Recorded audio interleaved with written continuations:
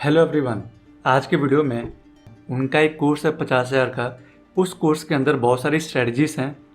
उस कोर्स के अंदर से मैं एक स्ट्रेटजी आपको आज बताने जा रहा हूँ। ऐसी वीडियोस बनाना थोड़ा रिस्की होता है, तो कभी भी कॉपीराइट स्ट्राइक आ सकता है और ये चैनल बंद हो सकता है।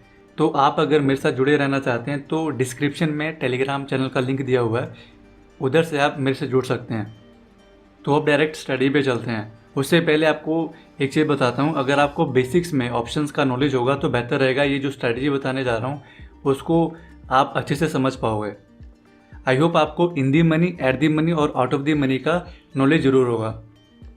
अब डायरेक्ट स्ट्रेटजी की बात करता हूँ। आज का जो स्ट्रेटजी है उसका नाम है शॉर्ट स्ट्रैडल।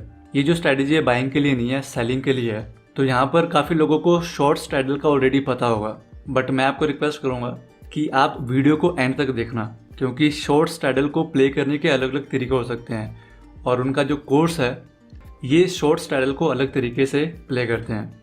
तो आपको एक हो सकता है कि एक नया तरीका पता लगे शॉर्ट स्ट्रैडल प्ले करने के लिए। अब मैं डायरेक्ट स्ट्रैटेजी को एक्सप्लेन करता हूँ। तो यहाँ पर आप देख सकते हो कुछ स्ट्रैटेजीज हैं जो कि पहले से ही बन के रखी हुई हैं, मतलब ऑटोमेटिकली ये बनी पड़ी हैं। तो यहाँ पर अगर मैं क्लिक करूँ शॉर्ट स्ट्रैडल पर तो आप देख सकते हो ऑटोमेटिकली 16,000 का पुट और कॉल ऑटोमेटिकली इस सिस्टम ने उठा लिया है। और यहाँ पर अगर मैं सेल पे क्लिक करूँ तो यहाँ पर आप देख सकते हो 16,000 का कॉल, 229 रुपये 85 पैसे का प्रीमियम है और 16,000 का जो पुट है वो 237 रुपये का प्रीमियम है। और यहाँ पर बाकी चीज़ें एक्सप्लेन करी हुई हैं। ये जो चीज़ है इसको अभी फ़िलहाल के लिए इग्नोर करो, सिर्फ यहाँ पर फोकस करना हमने। यहाँ पर सबसे पहले जो चीज़ है वो है प्रोबेबिलिटी ऑफ प्रॉफिट। इसका जो प्रोबेबिलिटी है ये है 57% के आसपास कि आप पैसे बना लोगे और आपका जो मैक्सिमम प्रॉफिट होगा वो होगा लगभग 23,000 का, और जो मैक्सिमम जो लॉस होगा वो है अनलिमिटेड। और जो आपको मार्जिन देना पड़ेगा इसको सेल करने के लिए वो होगा लमसम 1,15,000 के आसपास। तो यहाँ पर जो आप देख रहे हो कि लमसम 1,15,000 का आपको मार्जिन देना पड़ेगा। अगर आप इसको हेज करते हो तो आपको लमसम सिर्फ 60,000 मार्जिन देना पड़ेगा, मतलब कि 60,000 में आप एक स्ट्रैडल सेल कर सकते हो। यहाँ पर मैं आपका एक जगह पर ध्यान लाना चाहूँगा, वो है ब्रेक इवन। यहाँ पर आपको दो नंबर मिलेंगे, एक है 15,533 और एक है 16,400 क्या बोलते हैं इसको 67।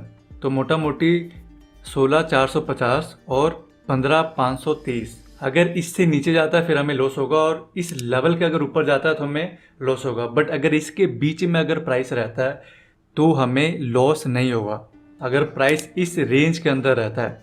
अगर आपको नहीं पता है कि इसका जो ब्रेक इवन है ये निकला कैसे है, बहुत ही सिंपल है। इन दोनों प्रीमियम को अगर आप प्लस करोगे, उसके बाद निफ्टी के साथ अप साइड को अगर प्लस करोगे तो ये निकल के आएगा नंबर, और निफ्टी का जो फ्यूचर है उससे अगर ये प्रीमियम माइनस करोगे तो डाउन साइड को ये नंबर निकल के आएगा। और इसकी जो प्रोबेबिलिटी रहती है वो हाई रहती है, मैक्सिमम ऑफ द टाइम आप पैसे बना के निकलोगे। यहाँ पर जो मैंने आपको शॉर्ट स्ट्रैडल एक्सप्लेन किया है ये बेसिक्स में है और ये सभी लोग करते हैं। अब मैं आपको चेंजेस बताता हूँ कि स्ट्रैटेजी के अंदर क्या चेंज करते हैं। यहाँ पर आप देख सकते हो निफ्टी का चार्ट है, टाइम फ्रेम डेली का है और जो प्राइस है वो लमसम 16,000 है। अब मान लेते हैं कि आपका जो व्यू है वो बियरिश है, आपको लगता है कि निफ्टी आने वाले कुछ टाइम में ये नीचे आ जाएगा। मान लेते हैं कि मैं एक लाइन ड्रॉ कर देता हूँ, आपको लगता है कि इस लेवल पे, मैं इस लाइन को थोड़ा सा डार्क करता हूँ। अब यहाँ पर आपको लगता है कि निफ्टी इस लेवल पर आ जाएगा, तो आप क्या कर सकते हो कि ये जो 15,500 वाला स्ट्राइक है इनका जो कॉल और पुट है दोनों बेच सकते हो। ये जो 15,500 का जो स्ट्रैडल है आप इसको बेच सकते हो, और जब प्राइस इसके पास में आएगा इधर आप मैक्सिमम प्रॉफिट उधर बनाओगे। और ऐसे ही मान लेते हैं आपका जो व्यू है वह है कि अभी निफ्टी 16,000 है और कुछ दिन में ये 16,500 पर चला जाएगा। तो आप क्या करोगे, इधर मैं एक लाइन ड्रॉ कर देता हूँ, आपको लगता है निफ्टी इस लेवल पर आने वाले कुछ टाइम में चला जाएगा। तो आप क्या करोगे कि इस टाइम आप 16,000 का जो स्ट्रैडल है वो नहीं बेचोगे, आप क्या करोगे 16,500 का जो कॉल पुट है उसको आप बेच दोगे, और जब प्राइस ऊपर जाएगा तो आप मैक्सिमम प्रॉफिट बनाओगे। तो नॉर्मली लोग क्या करते हैं कि सिर्फ एक रेंज बाउंड के लिए ये शॉर्ट स्ट्रैडल प्ले करते हैं, बट इसको आप अपने व्यू के हिसाब से भी प्ले कर सकते हो। अगर आपका व्यू बियरिश है तभी आप प्ले कर सकते हो और बुलिश है तभी आप प्ले कर सकते हो। और आपको लगता है कि मार्केट कहीं जाने वाला नहीं है तो नॉर्मली जो रेट चल रहा है उसके नियर का जो स्ट्राइक है वो तो आप सेल कर ही सकते हो। तो मैंने जो देखा है वो 99% जो लोग हैं वो सिर्फ रेंज बाउंड के लिए ये स्ट्रेटजी यूज़ करते हैं। ये अपने व्यू के हिसाब से, अगर मान लेते हैं उनका जो व्यू है बुलिश है बेयरिश है, उसके हिसाब से ये स्ट्रेटजी यूज़ ही नहीं करते, सिर्फ रेंज बाउंड के लिए यूज़ करते हैं। आई होप आपको ये पॉइंट से कुछ नया सीखने को ज़रूर मिला होगा। अब मैं आपको बताता हूँ कि जो मैंने पिछले वेबसाइट पे किया था वो एग्जैक्टली क्या था।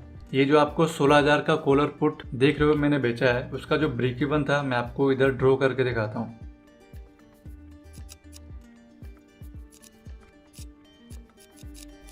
मैंने आपको दिखाया था कि जो ब्रेक इवन है नीचे साइड को वो 15,530 तक है और ऊपर को 16,470 के आसपास। अब यहाँ पर आप देख सकते हो ये 16,000 चल रहा है, ऊपर का जो लेवल है ये जो लाइन मैंने ड्रॉ करी है वो 470 का है, 16,470 और नीचे का 15,530। अगर प्राइस इस लेवल के बीच में रहता है तो आप एक्सपायरी वाले दिन तक पूरा पैसा बना जाओगे, आपको 1 रुपये का भी लॉस नहीं होगा।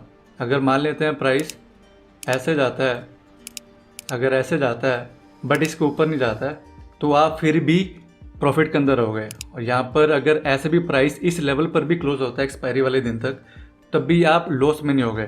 तो बेसिकली अगर प्राइस इस रेंज के अंदर रहता है एक्सपायरी तक तो आप पैसे बिल्कुल बना के जाओगे। अब मैं आपको बताता हूँ इस स्ट्रेटजी के अंदर और क्या चेंजेस किए हैं। मोस्टली लोग इस स्ट्रेटजी को करंट मंथ में प्ले करते हैं, बट वो नेक्स्ट मंथ या उससे अगले महीने या फिर जो लॉन्ग टर्म ऑप्शन होते हैं उसके अंदर फोकस करते हैं। उसके पीछे जो सबसे बड़ा रीज़न है वो है प्रीमियम। जो दूर के ऑप्शंस होते हैं उनके अंदर प्रीमियम ज़्यादा होता है, और जब प्रीमियम ज़्यादा होगा तो आपका जो ब्रेक इवन है वो बड़ा हो जाता है, आपको ज़्यादा स्पेस मिल जाता है। अगर निफ्टी मूव भी करता है ज़्यादा वायलेंटली आप मैनेज कर लेते हो इजीली। मैं आपको एग्जांपल के साथ दिखाता हूँ। तो यहाँ पर आप देख सकते हो इन दोनों का जो प्रीमियम है इनका मिला के लमसम मान लेते हैं राउंड नंबर 450 है, और एक्सपायरी को लगभग 3 हफ्ते पड़े हैं। आज का जो डेट है वो है 13 जुलाई और जो मंथली एक्सपायरी है वो है 28। तो लमसम ऑलमोस्ट मान सकते हैं कि 3 वीक पड़ा है। 3 वीक के अंदर आपको जो प्रीमियम मिल रहा है वो है 450 पॉइंट्स का।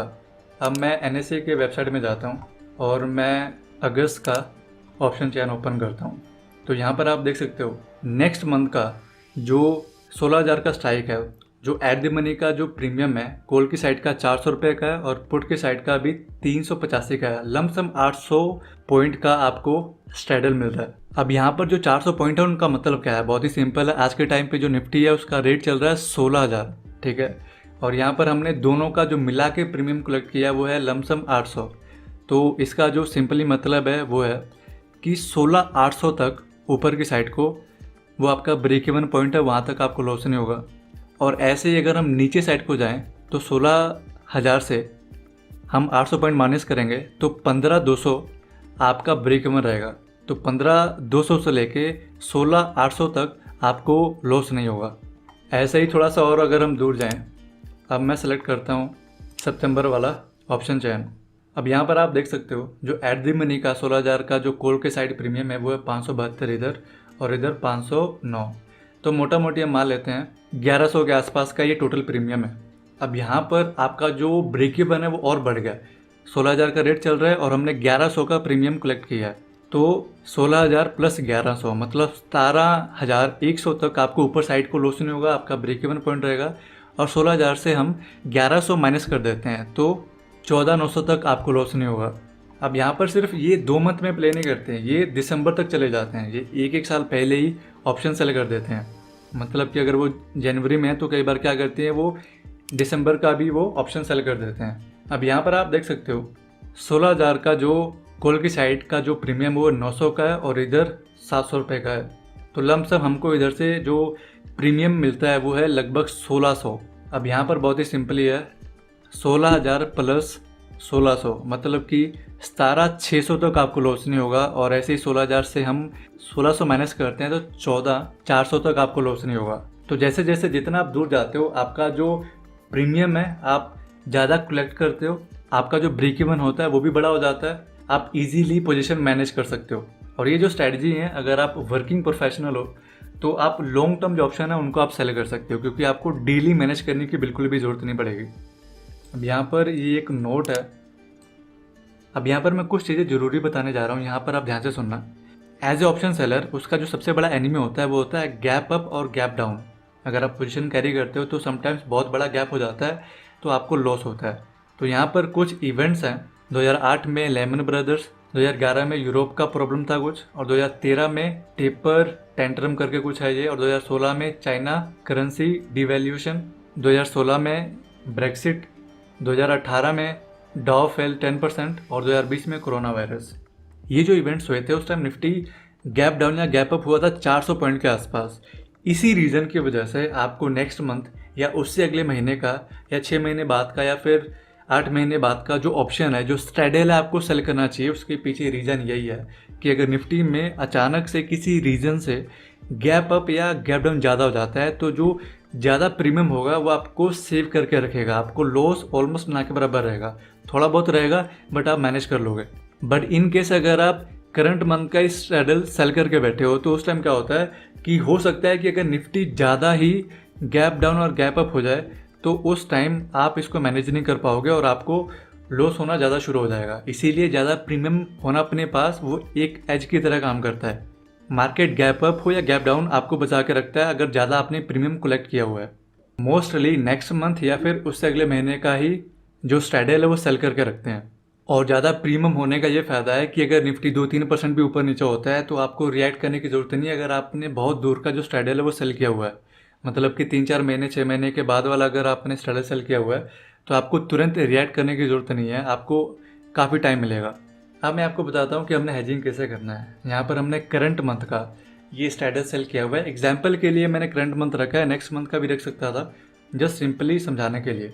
तो यहाँ पर आप देख सकते हो नीचे साइड को हम मान लेते हैं 15,530 का, हम मोटा मोटी मान लेते हैं 15,500 का ब्रेक इवन है और ऊपर को है 16,500। ठीक है, आपने क्या करना है, जो आप हेज करोगे, जो आप बाय करोगे वो होगा करंट वीक का ऑप्शन। मतलब कि जो आप बाय करोगे हेज करने के लिए, ऊपर साइड को आप बाय करोगे 16,500 का कॉल वीकली वाला, करंट वीक की बात कर रहा हूँ। इसके पीछे जो रीज़न है उसका जो प्रीमियम है वो बहुत कम होता है और मोस्ट प्रोबेबली वो जो प्रीमियम आप हेज करने के लिए बाय कर रहे हो तो यहाँ पर इसके दो फायदे होंगे। पहला है कि आपका जो मार्जिन है वो आधा रह जाएगा, 60,000 पे आप एक स्ट्रैडल सेल कर पाओगे, और दूसरा है कि आप जो पोजीशन है हेज करते हो तो जो प्रीमियम है वो बहुत कम देना पड़ेगा। हो सकता है कि ये जो वीडियो है थोड़ा सा कॉम्प्लिकेटेड लगे, आप 1-2 बार देखने का ट्राई करना। अगर आपको फिर भी नहीं समझ आता है तो आप कमेंट बॉक्स में कमेंट करना, मैं उधर सॉल्व करने की कोशिश करूँगा। इस वीडियो के लिए इतना ही, मिलते हैं नेक्स्ट वीडियो में।